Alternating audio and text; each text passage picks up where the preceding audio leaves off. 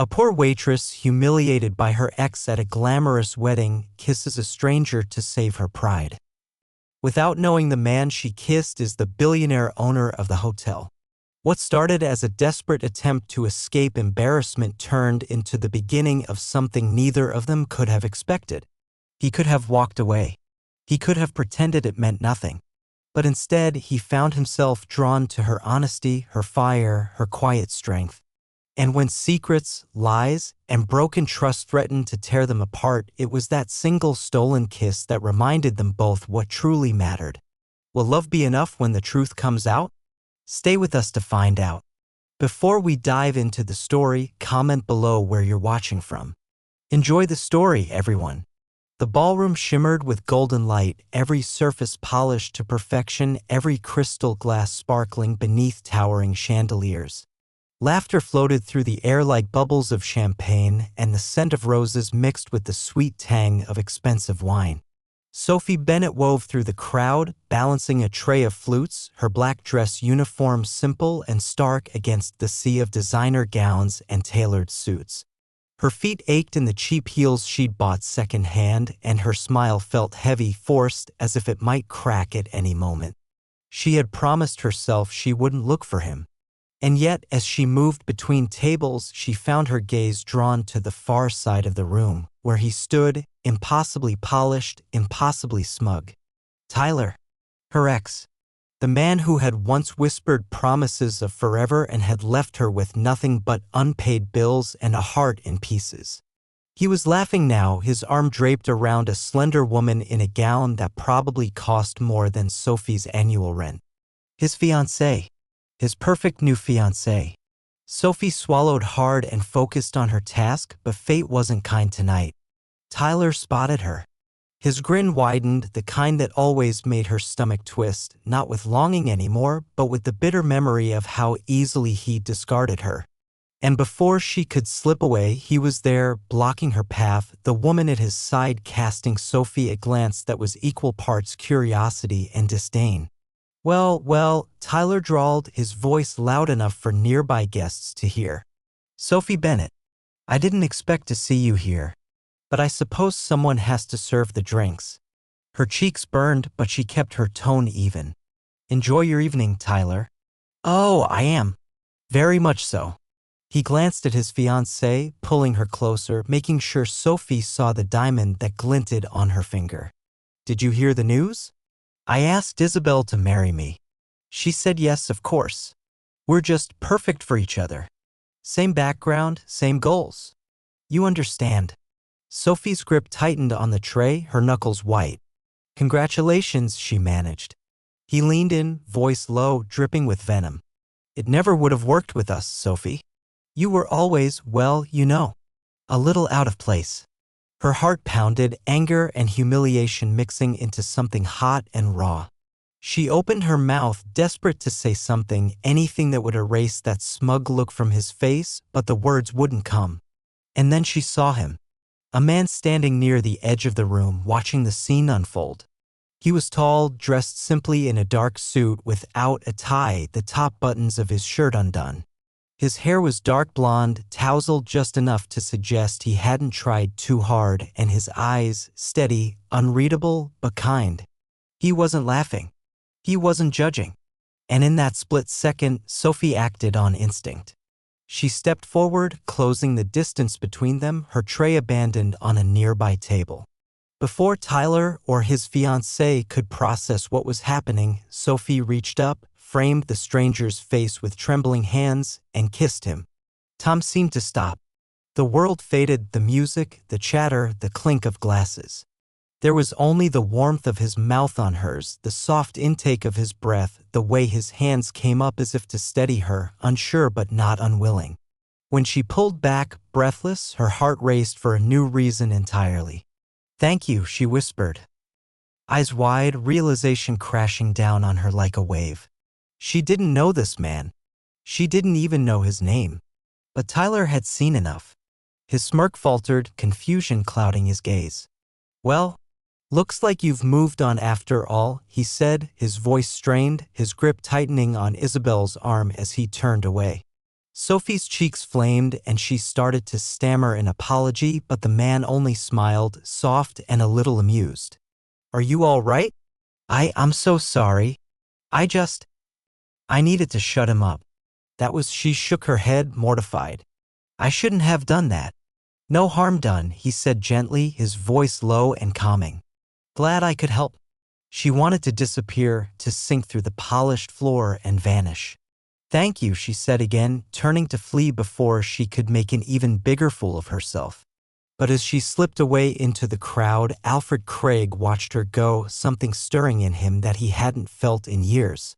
There was something about the fire in her eyes, the way she'd fought to keep her dignity, that wouldn't let him look away. And though she didn't know it, though she thought he was just another guest at a wedding where she didn't belong, he was the owner of the hotel, the man who could change her life in ways she couldn't begin to imagine. And in that stolen kiss, a spark had been lit that neither of them would be able to ignore. The wedding continued around him, but for Alfred Craig, the noise became a distant hum. His gaze lingered on the spot where she had disappeared into the crowd.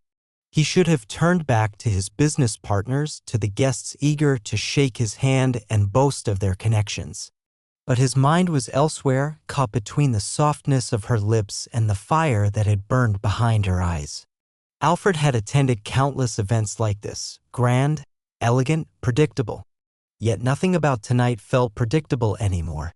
He found himself searching the room, hoping for another glimpse of her dark hair, of the quiet strength she carried like armor. Sophie, meanwhile, ducked into the staff corridor, pressing her back against the wall, trying to catch her breath. Her heart thundered, her lips tingled, and her mind raced. What have I done? The shame hit her in waves.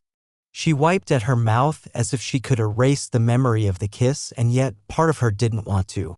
The warmth of it lingered, a reminder of how, for one wild moment, she had taken back a sliver of power from Tyler and his cruel smirk. She forced herself to return to her duties, slipping between guests with practiced ease, avoiding Tyler's gaze whenever she caught it from across the room. But as the evening wore on, she couldn't stop her eyes from drifting toward the stranger. And more than once, she found his eyes already on her, calm, curious, kind. When the music slowed for the final dance, Sophie gathered empty glasses, her tray heavy with crystal and regret. That was when she felt a presence beside her. She turned, startled, and there he was. I hope I'm not disturbing you, Alfred said, his voice quiet enough that only she could hear. Up close, his eyes were a deeper shade of blue than she'd realized, steady and thoughtful, not the cold gaze of the wealthy men she'd served before. No, she said, cheeks warm. Yes. She stopped herself, closing her eyes for a second. I'm sorry. I don't usually go around kissing strangers. He smiled, a real smile, not the polite kind reserved for boardrooms. That's good to know. I was starting to wonder. Despite herself, she laughed, a soft, genuine sound that surprised them both. I should go. I have work to finish. May I ask your name? His tone was gentle, no pressure, no expectation. She hesitated. What harm could it do? Sophie. Sophie Bennett. Sophie. He tried her name as if testing how it felt. I'm Alfred. She nodded, heart beating too fast, and turned before she could embarrass herself further. But as she walked away, Alfred didn't look away. He watched the way she moved through the room, not with the polished grace of the rich, but with a quiet determination that fascinated him. Over the next week, Alfred couldn't stop thinking about her. He found himself at the hotel more often than usual under the guise of meetings and inspections, hoping to see her again.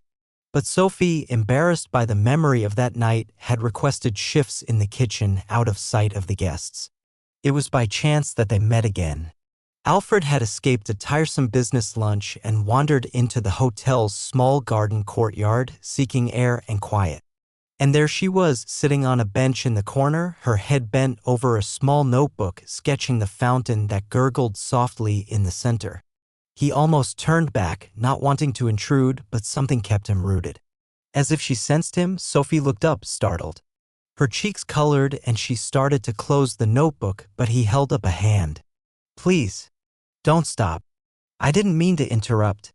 She hesitated, then gave a small shrug. Just passing the time. May I? He asked, gesturing to the other end of the bench. She nodded, cautious, and he sat, leaving space between them. For a moment, neither spoke. The air smelled of roses and fresh rain, and the sound of the fountain filled the silence. I didn't expect to see you again, she said at last, her voice low. Neither did I, Alfred admitted. But I'm glad I did. She looked at him then, really looked, and something shifted. In the garden's quiet, he didn't seem like a guest or a stranger or a man to be feared. Just a man sitting beside her, as unsure as she was of what this was becoming. They spoke for a while, about little things, safe things. The weather. The garden. Her sketches. And when a light rain began to fall, they shared a laugh, rising together to seek shelter beneath the stone archway. It was only later, alone in his office, that Alfred realized how easily the conversation had come, how much he wanted to hear more. And it was only then that he admitted to himself he didn't want this to end as just a chance meeting. Sophie, back in her tiny apartment that night, stared at her sketchbook. The fountain, the garden, the archway. And in the corner of the page, a quick sketch she hadn't meant to draw of him. She touched the page lightly, closed the book, and whispered to herself, "Don't be a fool." But something inside her whispered back, "Maybe he's not like the others. If you're still here, you're amazing." Hit like if you love true stories, it helps us keep going. Days turned into weeks, and what began as a stolen kiss and an awkward conversation in a garden grew into something neither Sophie nor Alfred had planned for. They saw each other often, at first by accident, or so Sophie believed, and then because Alfred quietly arranged it that way. A walk shared through the hotel courtyard during her break. A coffee handed to her as she rushed through the lobby with a tray balanced on one hand. A chance meeting in the small bookstore across the street where she liked to spend her few quiet moments. Each time, their talks became easier, warmer. Alfred asked about her art, about the little sketches she tucked into her pocket. Sophie found herself opening up despite her better judgment, telling him about her dreams of illustrating books, of creating something lasting and beautiful. And he listened, really listened, his gaze steady, his smile soft, his questions thoughtful. No one had listened to her like that in a long time. But beneath the growing comfort was a truth Alfred could not bring himself to share. Every time he looked at her, he wanted to tell her. Every time she laughed at one of his dry jokes, every time she glanced at him with that spark in her eye, he felt the weight of his silence. He told himself it wasn't a lie, he hadn't hidden his name. But he hadn't told her who he was either. Not the owner of the hotel. Not the billionaire with properties and investments that could fill a dozen portfolios. Just Alfred, the man she kissed in a moment of desperation. And as they grew closer, that truth became a wall between them that only he could see. One crisp autumn afternoon, they found themselves again in the garden, the leaves golden around them, the air cool and clean. Sophie sat on the low stone wall that bordered the path, sketchbook in hand. Alfred stood nearby, watching the breeze tug at her hair. "You'll catch a chill," he said softly. She looked up, smiling. "Are you always this worried?" "Only about people I care about," he said, the words slipping out before he could stop them. The smile faded slightly, replaced by something more serious, more tender. "Alfred." But whatever she might have said was interrupted by a voice from the path behind them, a voice that cut through the gentle afternoon like a blade. "Alfred, there you are. I was beginning to think you'd abandoned your meeting." A man in a sharp suit approached, flanked by two others. They carried the air of business, of wealth, of purpose. And in that instant, Sophie saw it, the way they addressed him, the deference, the expectation. Her gaze shifted to Alfred, who stood a little straighter, his expression tightening. He turned to her, his mouth opening as if to explain, but the damage was done. "You're the Alfred," she said quietly, stepping back. "The owner." "Sophie, you let me believe," her voice trembled, not with anger at first, but with disbelief, with hurt. "You knew how I felt about people like that. About lies. And you, I never wanted to lie to you," he said, his voice low, pleading. I wanted you to see me. Not the hotel. Not the money. Just me. But Sophie shook her head, her heart pounding. The betrayal felt too sharp, too fresh. The echo of Tyler's smirk, of his condescension, rang in her ears. Not good enough? Out of place. She closed her sketchbook with trembling fingers. I need to go. He reached for her, but she stepped back again, and the space between them felt wider than the garden, wider than the city. Please, Sophie. But she turned, walking away before he could say more. And though the businessmen beside him said nothing, Alfred felt their gazes heavy with curiosity, with judgment. He didn't care. All that mattered was the look on her face, the hurt, the disappointment, and the fear that he had just lost something he hadn't even dared to hope for. Sophie didn't stop until she reached her apartment, small and cold despite the heater she couldn't afford to run. She dropped onto the worn couch, her sketchbook falling to the floor. She buried her face in her hands, the tears she'd held back spilling over now. Fool, she thought. You let yourself believe he was different. And yet, beneath the hurt, a small voice whispered that maybe, just maybe, he had been. But trust, once cracked, is slow to mend. Days passed, but for Sophie it felt like time had frozen. She went through her routines, early mornings at the cafe, late shifts at the hotel kitchen, her smile a little tighter, her laugh a little rarer. She kept her head down, avoiding the lobby, the garden, anywhere she might see him. But Alfred was never far from her thoughts. His eyes, his voice, the way he'd listened, the way he'd looked at her like she mattered, those things lingered no matter how hard she tried to banish them. Alfred, too, felt the weight of those days. The hotel ran as it always had. The meetings continued, the deals were signed, the guests came and went. But none of it seemed to matter the way it once did. Every corner of the building reminded him of her. The garden where she sketched. The corridor where they'd first spoken. The ballroom where it had all begun. He tried to respect her space, tried not to chase her down, though every instinct urged him to. Instead, he found quieter ways to show he cared. The hotel kitchen received an anonymous donation of new equipment, long overdue. The staff got small raises, quietly added to their pay. And every morning, a bouquet of wildflowers, not the expensive kind, but the sort she'd once said reminded her of home, appeared at the cafe where she worked, left without a note. Sophie guessed where they came from. She didn't know whether to be touched or furious. Both, perhaps. But she couldn't bring herself to throw the flowers away. Tyler noticed the change in her, of course. He stopped by the cafe one morning, leaning against the counter with that familiar smirk. You look tired, sophomore trouble with your new rich boyfriend? Let me guess, he got bored. Moved on. That's what they do, you know. She met his gaze, steady this time. Not everyone's like you, Tyler. His smirk faltered, just for a second. You think he's any different? Wake up, Sophie. People like him don't look twice at people like us. You were a game. That's all. But his words didn't land the way they once might have. Because deep down, Sophie remembered the way Alfred had looked at her. Not like a game, but like a miracle he hadn't expected. And that memory, fragile though it was, stayed with her. It was Miles, the cafe owner's little boy, who finally broke the stalemate. Sophie was cleaning up after the morning rush when he tugged at her apron, grinning. There's a man outside. He's been standing there forever.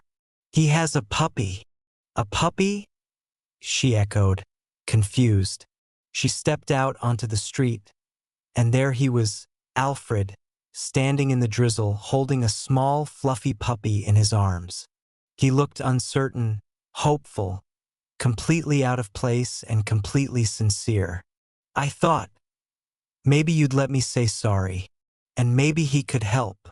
Sophie stared at him, at the tiny dog that wriggled in his arms, at the man who looked at her like she was the only person in the world. And for the first time in days, she smiled. A real smile, small but true. You're ridiculous, she said softly. Maybe, Alfred admitted, but I meant every word I ever said to you, and I hated not seeing you smile. She took the puppy, laughing as it licked her chin, and the sound of it felt like sunlight breaking through clouds. "Come in out of the rain," she said at last. "We'll talk." They sat at the corner table, over mugs of tea, while the puppy dozed at their feet. And slowly, gently, the walls between them began to crack. Alfred spoke honestly about his fears, about why he'd stayed silent, about how he'd fallen for her long before he knew how to tell her the truth. Sophie listened, wary but softening, seeing the man behind the money, the man she'd come to care for despite herself. And as the rain eased outside, as the city carried on around them, they began to rebuild. One word, one glance, one small forgiveness at a time. Spring arrived gently, softening the city's edges with blooms of color and warmth. With it came quiet moments that, piece by piece, rebuilt what had once seemed broken. Sophie and Alfred didn't rush. There were no grand gestures, no sweeping declarations. Instead, there were shared walks through the park, talks that lasted until the cafe closed for the night, laughter over the puppy's clumsy antics. Trust, once fractured, was mended through small, steady acts that meant more than any diamond or deed. Alfred showed her the world he'd kept hidden, but not as a showcase of wealth. He brought her to a small community garden he'd funded, where children planted vegetables and flowers bloomed in wild, joyful colors. He introduced her to the elderly couple who ran his first cafe, the people who'd believed in him when he had nothing. And as he shared these pieces of himself, Sophie began to see not the billionaire, but the man who'd fought to build something lasting, who'd never forgotten where he'd started. Sophie, in turn, let him into her world. She brought him to the tiny bookstore where she'd spent countless hours dreaming over pages she couldn't afford to buy. She showed him the sketchbooks she'd always hidden away, full of fairy tales and cityscapes and hopes she'd barely dared to voice. And Alfred, every time, listened as if she was telling him the most important story in the world. Tyler faded into the background, his jabs and taunts losing power as Sophie grew into herself again. There came a day, quiet and unremarkable, when she passed him on the street and felt nothing at all. Not anger, not sadness, just freedom. The city buzzed on, but for Sophie and Alfred, time seemed to slow in the spaces they shared. Mornings started with tea on the small balcony of her apartment, where Alfred insisted the view was better than any penthouse. Evenings ended with the puppy curled between them, with whispered stories and shared dreams. They didn't speak of forever. They didn't need to. Love, they discovered, wasn't in promises carved in stone. It was in the everyday, the way Alfred always made sure her tea was just right, the way Sophie left small sketches in his briefcase, surprises that made him smile in the middle of long meetings. It was in the quiet touches, the knowing glances, the feeling of home found not in a place but in a person. One evening, as the sun dipped behind the city's rooftops and painted the sky in gold and rose, Alfred took Sophie's hand in his. No crowd, no audience, no glittering ballrooms, just the two of them, the puppy at their feet, the world softened by twilight. "I used to think I'd had my one chance at happiness," he said softly. "That what I lost meant I didn't get another. But then you walked into my life, Sophie Bennett, and reminded me that some beginnings come from the most unexpected places." She squeezed his hand gently, leaning into him, her heart full. "And I used to think I didn't belong in any of this. But with you, I feel like I do." And in that simple truth, they found all the promise they needed. The world outside carried on, the city lights flickering to life as night fell. But for them in that moment, there was only peace, the kind that comes from being seen and known and loved exactly as you are. If this story touched your heart, don't forget to like, share, and subscribe for more unforgettable tales. Comment below what part moved you the most. We love hearing from you. See you in the next story.